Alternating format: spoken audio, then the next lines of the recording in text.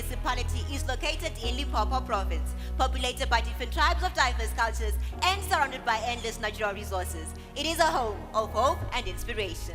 The locals mainly survive on specialized and commercialized farming. Most of the fresh agricultural produce sold in Limpopo and Gauteng markets are cultivated in our small community. Furthermore, we enjoy the benefits of being surrounded by two borders of the country, namely the Bait Bridge and the Mahamba border post. These two borders are used to facilitate trade between South Africa, Mozambique, and Zimbabwe. Internationally, our community is known for the Kruger National Park. This park attracts tourists from near and far. Tourists visit the Kruger National Park to experience the thrilling lifestyle of wild animals, the innovative indigenous artistic work, and culture. Despite the fact that the Venda community is surrounded by potential economic opportunities, our community faces life-threatening challenges. These are exposed through our needs assessment. These include a high rate of youth unemployment, lack of clean water, and poor service delivery. Communicable and non-communicable diseases have harassed and threatened the lives of the young and old. In the dark hours of doom and darkness, a group of students rekindle the light of hope through innovation of entrepreneurship. Ladies and gentlemen, sit back, relax, and experience Enactus. Experience. Innovation. Experience. Transformation. Experience capacitation. Together, we experience the power of entrepreneurship. My name is Nontantla Mashishi. Na, ke Michael Maku. Menanzi Joylin Gogodo. I am Lieba Buchiro, and on the IT desk, we have Tendo and Buchiro. To address our local problems, the Univen Enactus team came up with 3 long-term projects, namely the Yianyile project, the Muhlabele Pelang project, and the Mukondeni ceramic water filters and pottery project. The Council for Scientific and Industrial Research states that malaria kills 1 African child every 30 seconds. In Limpopo, my home, more than 2,800 cases of malaria have been reported in the year 2017. With the objective of addressing the Sustainable Development Goal number 3, that ensures well-being and healthy life for all at all ages, our team then identified and adopted the Yianyile project. This project focuses on commercially cultivating a plant called Lipia javanica. Our beneficiaries extract oil from this plant and manufacture candles. The candle produced by our beneficiaries emits a scent that repels mosquitoes, and it blazes for 8 hours, saving more than 4.8 kilowatts of electricity. Ladies and gentlemen, this candle saves lives and electricity. Realizing the viability of this project to our community, we conduct an empirical needs assessment. The assessment revealed that our beneficiaries have a production house, own 100 hectares of land on which they cultivate the plant on, and have access to borehole water. However, they lack capital and entrepreneurial skills. They had no business plan or profile. They had no business partners, and their business contract with the Council for Scientific and Industrial Research had expired. Their product lacked diversity. Above all, the production of the candle was not environmentally sustainable. Parts of the field were not suitable for growing the plant. We then modeled a business rescue plan. The plan was divided into 2 phases, the capital outsourcing and the campaign awareness phase. To address the lack of capital, we assisted our beneficiaries in designing a business plan and submitted it to CEDA for approval. Upon approval, we then applied for funding at SMP Foundation for an amount of 1.2 million rand. This amount is intended to expand the cultivation of the Lipia javanica plant to secure the sustainability of the project. This buttresses the idea that is endorsed by the Sustainable Development Goal number 8, which promote inclusive, sustainable economic growth and productive employment. In order to promote the product, our team embarked on a 30-day awareness campaign. This campaign was divided in 3 phases: the door-to-door, the wireless, and the social media outreach. During our door-to-door campaign, we collaborated with our beneficiaries in distributing 1,000 flyers in Thohoyandou, Malamulele, and Giyani towns. During this distribution, 63 candles were sold.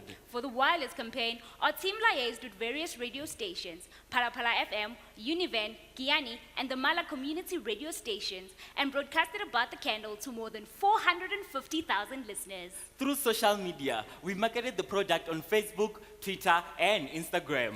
After the 30-day awareness campaign, an estimate of 875,000 people became aware of this mosquito-repellent candle. In relation to product diversity, we advise our beneficiaries to manufacture lotions with the same oil. At present, our team is working with the life science department at the University of Venda, investigating the applicability of the oil on human skin. In light of Sustainable Development Goal number 12, which demands sustainable consumption of natural resources, we recommended our beneficiaries to reuse the remains of the plant to produce organic manure.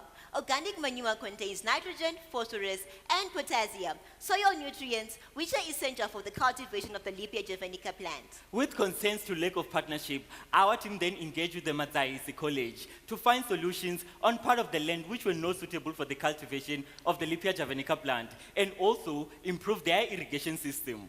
Ladies and gentlemen, through the hard work and dedication of Enactus Univen, the livelihood outcomes of our beneficiaries have remarkably improved. Economically, production has increased from 5,000 to 14,300 units, which marks an increase in production by 9,300 units. As a result of an increase in production, their profit also increased from 250,000 to 380,000, an increase of 52%. Our beneficiaries can now afford to diversify their product, from selling the candle to including the mosquito repellent lotions. Due to the increase in production, 14 youths are now employed, with 6 of them being females. This is in support with the Sustainable Development Goal number 5 and 8, which ensures equal opportunities for women and decent employment for all. Socially, the standard of living in our community has improved. Malaria cases has decreased. The Department of Health has reported that from 18 May to 17 June 2017, malaria has significantly decreased in the areas where we sold the candles. The mosquito repellent candle is cheap and affordable. This means that both the poor and the rich have access to essential healthcare, thus fulfilling the National Development Goal 2030 number 10, which states that everyone must have access to equal standards of primary healthcare regardless of their income. In addition, the candle are packaged in a candle holder that is made from our traditional clay candle holders. They last for 3 years and are renewable. Environmentally, the cultivation of the Lepia javanica plant is environmentally sustainable. The smoke produced by the candle is not harmful to the consumers. Instead, it contains medicinal properties. In actual fact, Lepia javanica stabilizes asthma, cures fever, and chronic coughs. Now, let us listen to one of our beneficiaries. I'm employed by Agile, so thank you, Enactus. Now I can afford to support my family. Malaria is not the only disease affecting our society. Chronic and non-chronic diseases have claimed the lives of our loved ones. As the Enactus Univen family, we then adopted the Muhlabele Pelang Herbal project as our second life-changing project. Our beneficiaries specialize in selling and cultivating the Pelang herbal tea. This herbal tea have been tested by the Harare Institute of Technology, University of Venda, and Wits University. The results reveal that the Pelang herbal tea contain medicinal properties which are significant to the consumer suffering from chronic diseases, such as high blood pressure, cervical cancer, and diabetes. As a result of these medicinal findings, our team then conducted an observatory needs assessment, which showed that our beneficiaries own a house in Phalaborwa and have painted the idea which prohibits competitors from using the same herbal plant. However, more workshops on entrepreneurial skills and business ethics were needed. They have no land to commercially cultivate the plant. The plant needed further testing, and they lack strategic collaborations. Our first step in 2017 was to register our beneficiaries for a workshop conducted by South African Bureau of Standards. The workshop was aimed at empowering our beneficiaries with essential knowledge of competing regulations such as quality control and product testing. In compliance with the competition law standards, the herbal plant needed further testing. The tests were conducted in the biochemistry department at the University of Venda.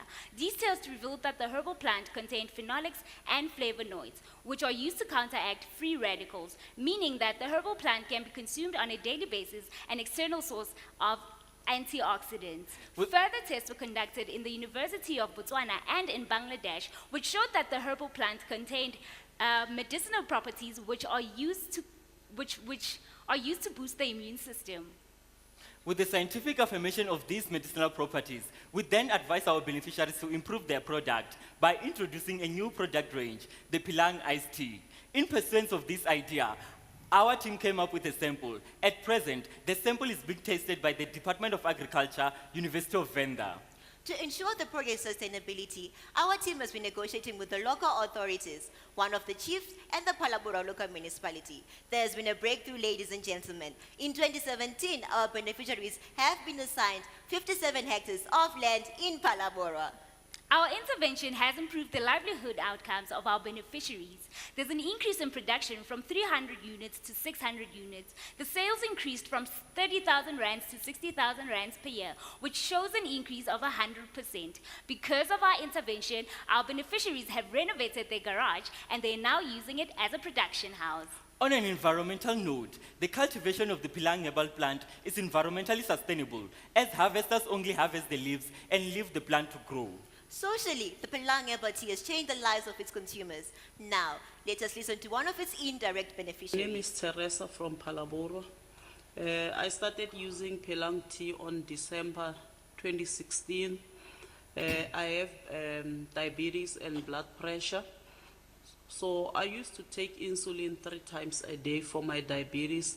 But since I started using Pelang tea, I now take insulin once a day at night when I go to bed.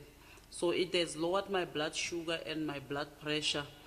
All I can say about Pelang tea is that it does wonders in my life. So I encourage everybody to try it. Thank you, Pelang tea.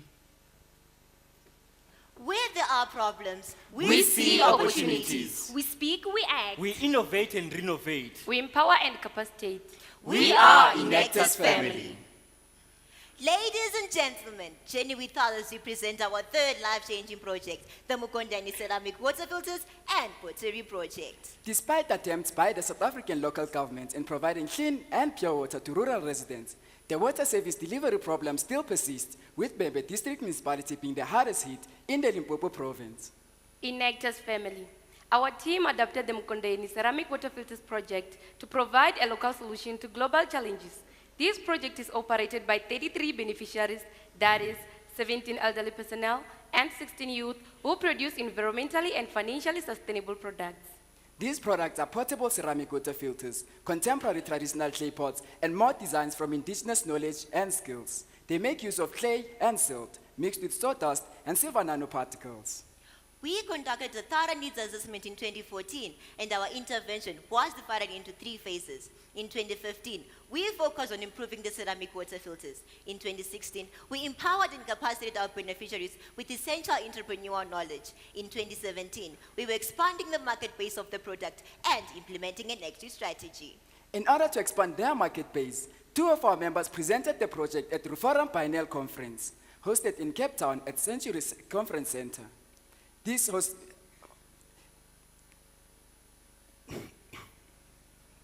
This conference costed 5,500 rands per person, thus saving our beneficiaries 11,000 rands that they could have spent to send their own representatives.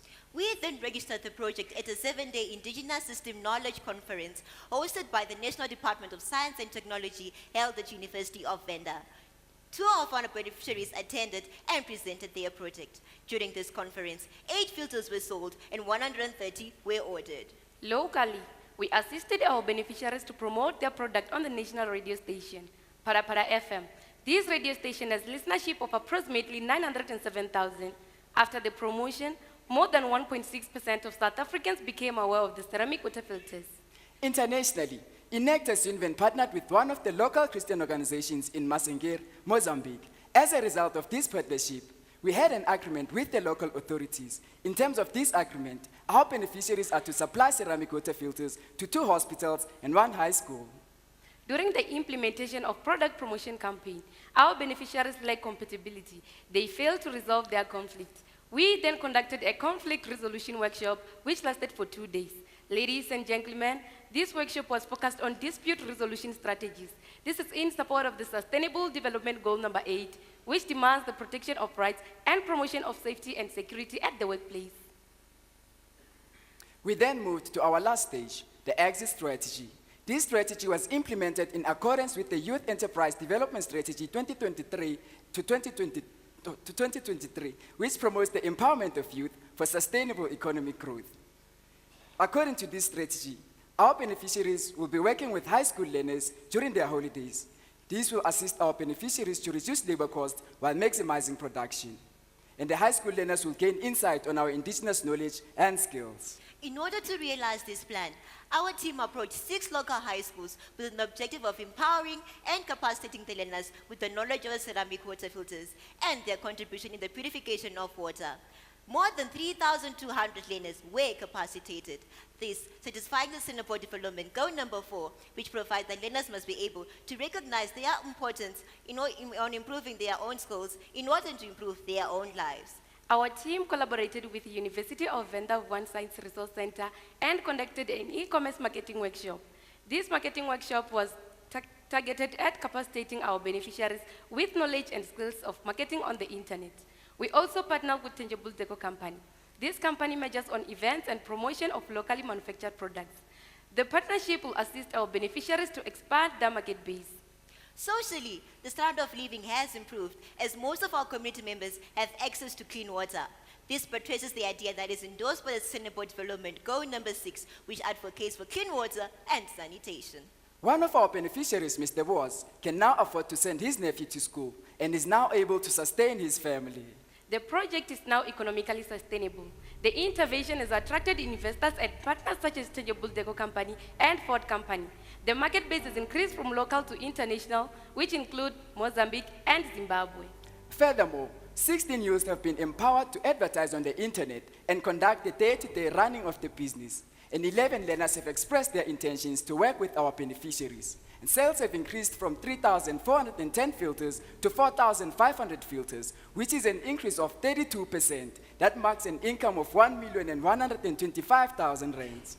The production of the ceramic water filters is environmentally sustainable. The ceramic water filters have no carbon footprint. Breakages and waste materials are used to fill in portals. Above all, the purification process requires no addition of chemicals, saving our local government an estimate of 146,000 rand spent on buying chlorine and iodine used to purify water. Ladies and gentlemen, through Enactus intervention, 123 beneficiaries have been directly impacted. With 31 jobs created. More than 140 people indirectly impacted. 82 active students and 7 BABs. Turning shrubs into candles. Garage into production house. Turning dust into water filters. Experience Enactus. We are the people. We make the profit. We save the planet. Together, we experience the power of entrepreneurship.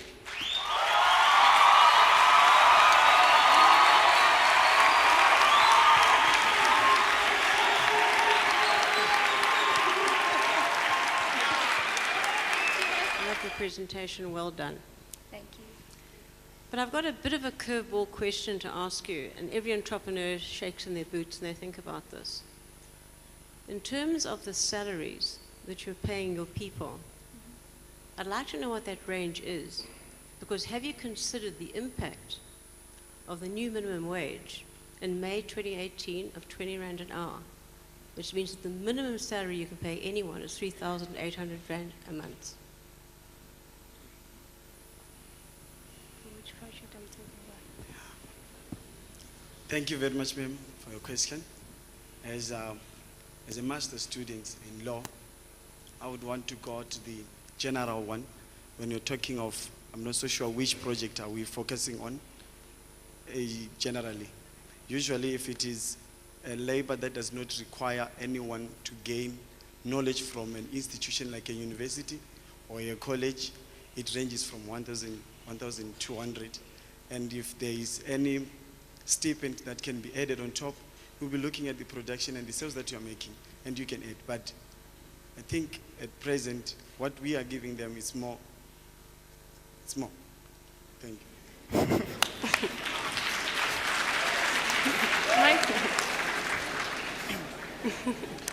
Thank you. Thanks for your presentation. I have a question around the mosquito candle thing. Have you actually tested it in terms of how effective it is? You talk about a decrease in malaria cases, but can you really correlate that to the use of your candle, and how did you prove that? Thank you very much for your question, sir. The candle was tested by the South African Bureau of Standards, and they used an instrument called olfactometer, and they used a comparison with the mosquito coils, and in actual fact, they just discovered that mosquito coils, a single one, is equivalent to 75 cigarettes. So on an environmental note and on healthy note, we would rather prefer the kernels. Thank you.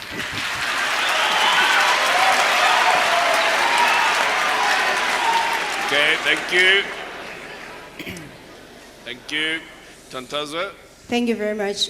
You told us that the Pilang herbal plant was tested at the University of Venda and other universities, Botswana and Bangladesh. What I'd like to know is, when you disinvest from this project, will these people be able to still test for their products moving forward, and how have you ensured that that will be sustainable? Thank you. Okay, thank you very much, ma'am, for your question. With regards to tests, we have worked with Professor Sami, one of our helpers in this particular industry. So he said we have been connections with Bangladesh University and also the University of Botswana. These ones are more interested in finding out about our indigenous plants. So there is going to be a consistent testing, and above all, the South African Bureau of Standards also tested it so that it becomes safe for everyone to drink. Thank you. Okay. Are there any more questions? Right, we have two. We won't have time for more than two, I think. We'll go there, and then the lady behind you. Good presentation. I'd like to ask a question about the water filters. Since we are talking about water, I'm assuming it's raw water, and you are filtering it to drinking water, and you kept saying it's good drinking water. What is the composition of this water? What's the mineral composition of the water? And what standard is it? Sure. I missed the standard. Like, what is the standard that you are using to call it clean drinking water? Okay. Thank you very much. As I said, I'm a master's student in law. I usually refer to people who have the authority. We actually worked with one of our local municipalities, one of the water engineers. He is the one who tasted it and confirmed that indeed this one is now safe to drink. Consumption. Yes. Okay, thank you. Guys, your applause just takes the time. We have 30 seconds. Thank you. Just on the side of the tea, you've spoken about all the tests that were done, but they more sounded like they were chemical tests. I just wanted to know if you have taken the tea to the Health Council or on the health side to ensure that the claim that you're making around it being a healthy tea can be substantiated. Okay, very brief answer, please.